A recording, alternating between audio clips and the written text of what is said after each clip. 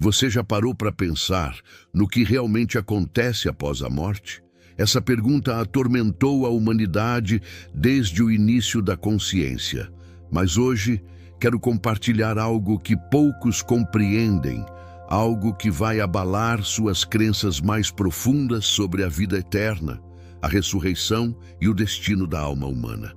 Durante décadas estudando o inconsciente coletivo, mergulhei profundamente nos arquétipos religiosos, nos símbolos da morte e renascimento, e descobri algo perturbador sobre a cremação que a maioria dos teólogos prefere ignorar. E o que vou revelar agora pode mudar completamente sua compreensão sobre o que significa verdadeiramente ressuscitar. Mas antes de continuarmos, preciso que você compreenda algo fundamental. Eu não sou um teólogo tradicional. Sou um explorador da psique humana, um navegante dos oceanos profundos do inconsciente. E é exatamente por isso que posso ver o que outros não conseguem ver. Porque enquanto eles leem as Escrituras com os olhos da doutrina, eu as leio com os olhos da alma. Então, por que a cremação se tornou um tema tão controverso para aqueles que acreditam na ressurreição dos mortos?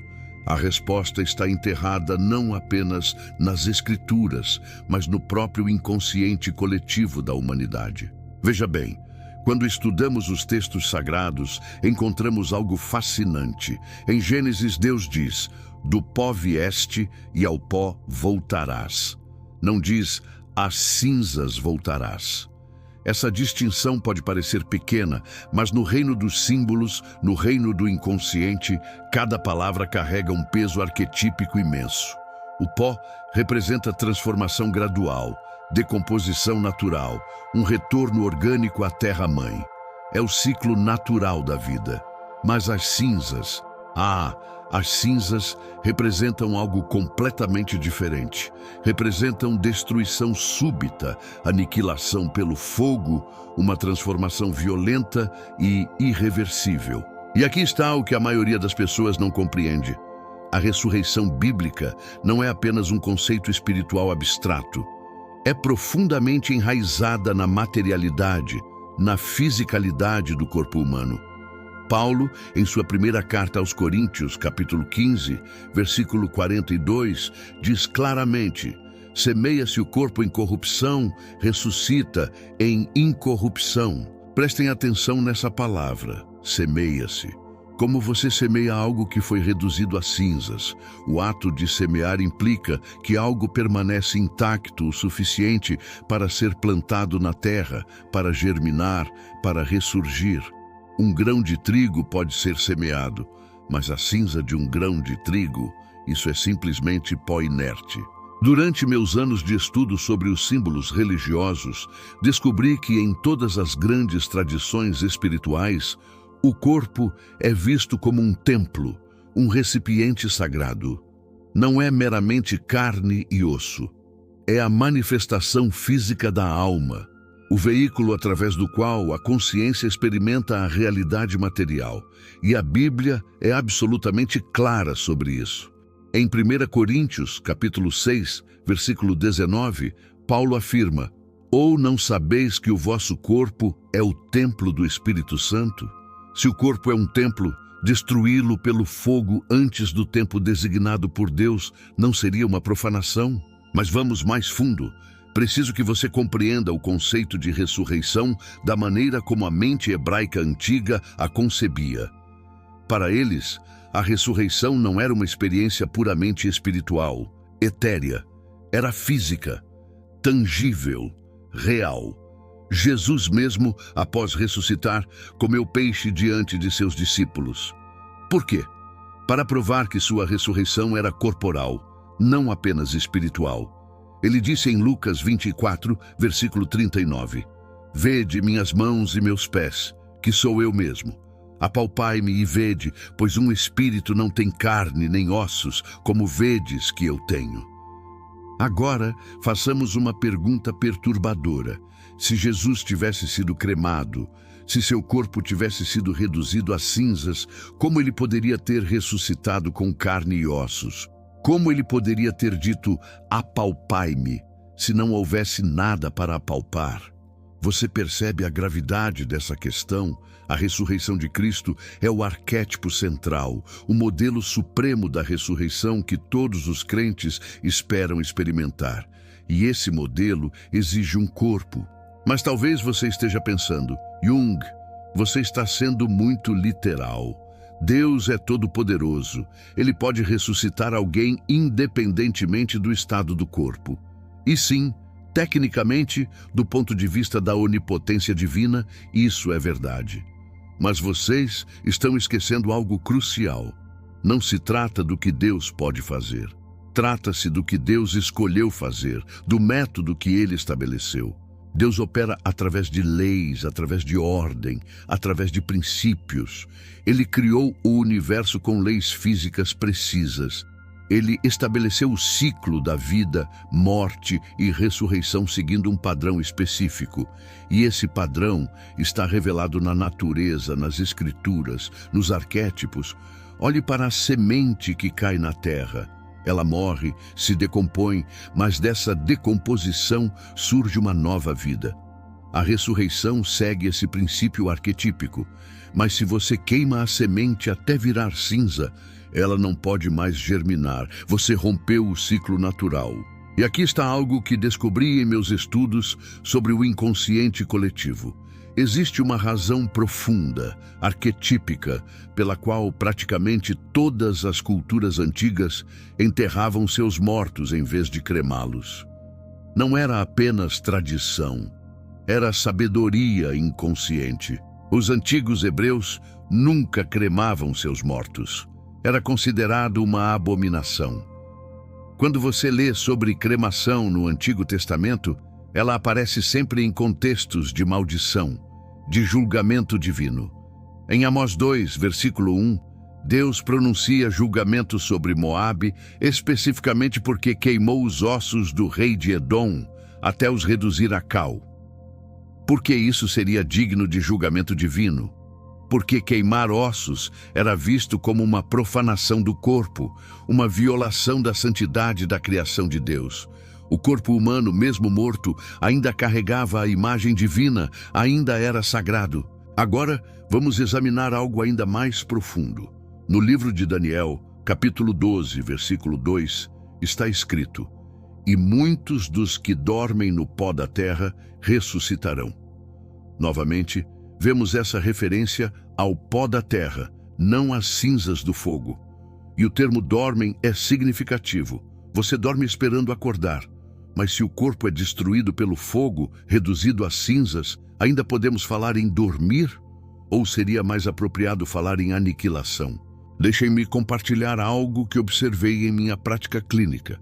Pacientes que perderam entes queridos cremados frequentemente relatam uma sensação de incompletude, uma dificuldade maior em processar o luto. Por quê?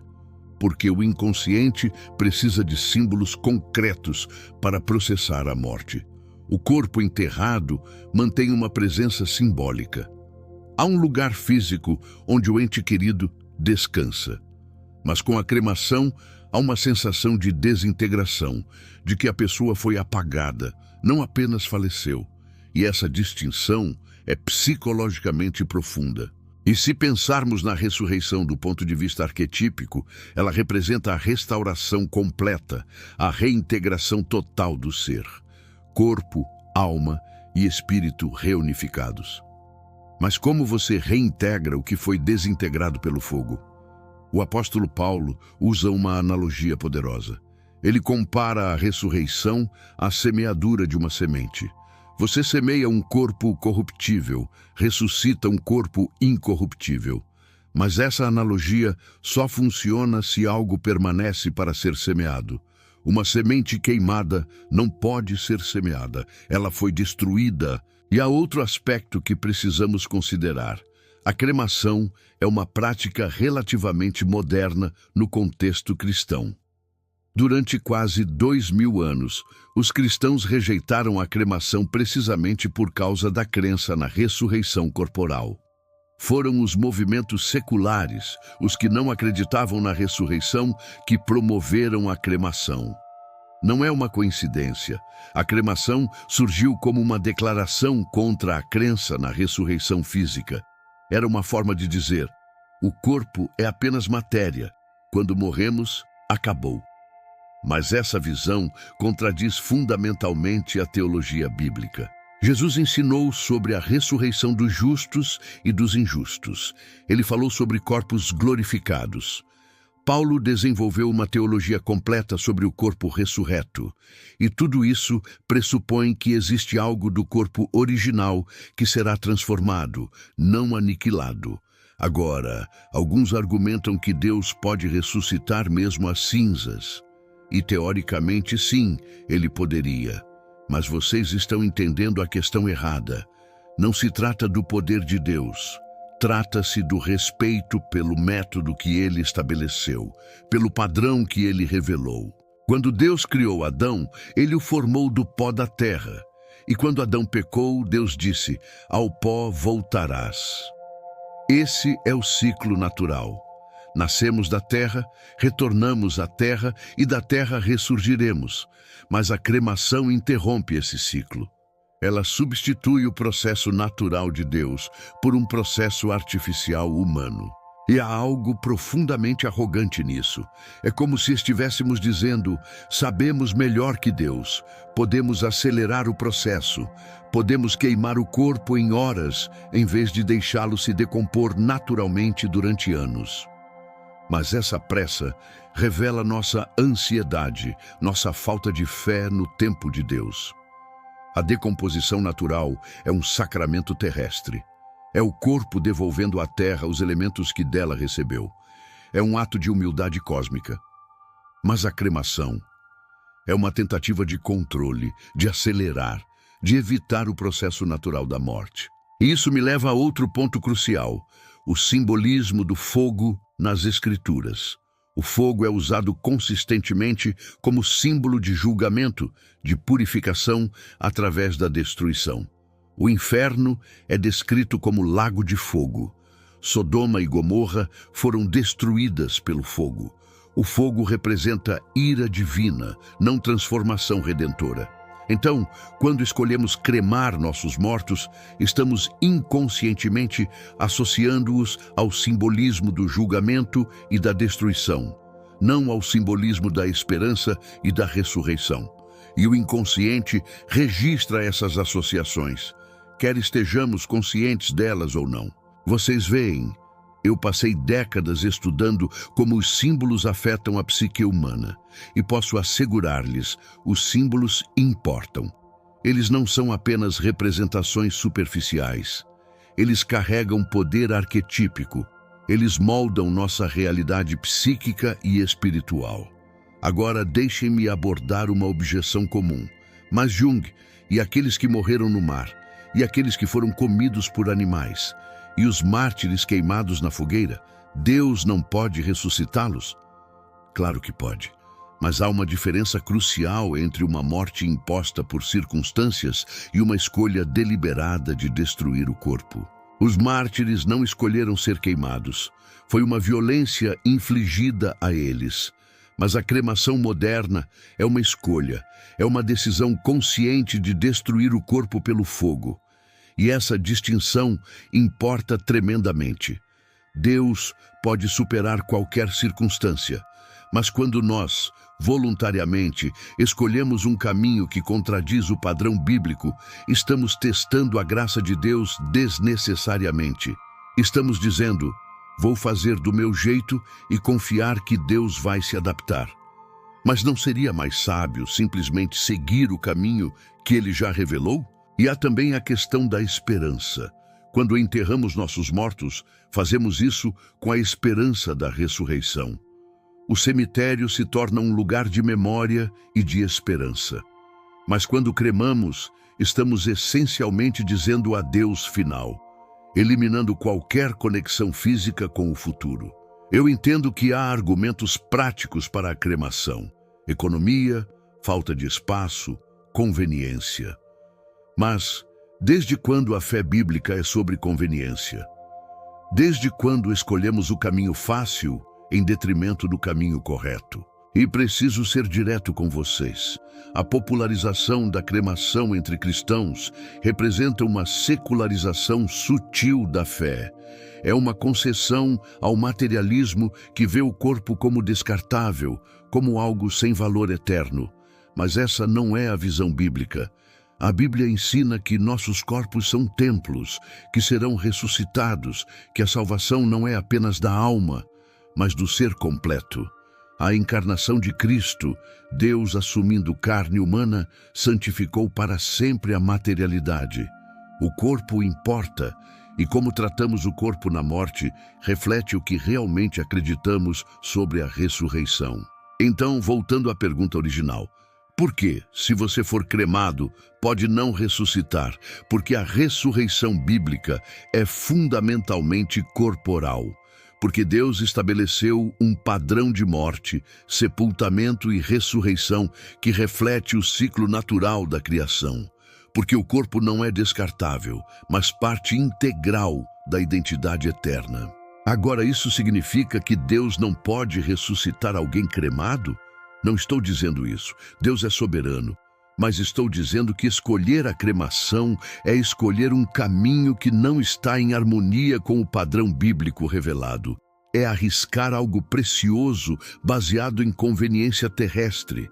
E no final, cada um deve fazer sua própria escolha. Mas essa escolha deve ser informada, consciente, baseada em verdadeira compreensão do que as Escrituras ensinam e do que a tradição cristã sustentou por 2 milênios. Porque quando você compreende que seu corpo é templo do Espírito Santo, que ele será ressuscitado, que ele importa eternamente, a ideia de destruí-lo deliberadamente pelo fogo perde qualquer atratividade.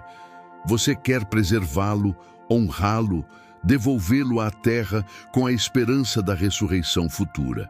Esta é a sabedoria ancestral que o inconsciente coletivo preservou através dos séculos, que as Escrituras revelaram, e que nossa era secularizada está perigosamente perto de esquecer completamente.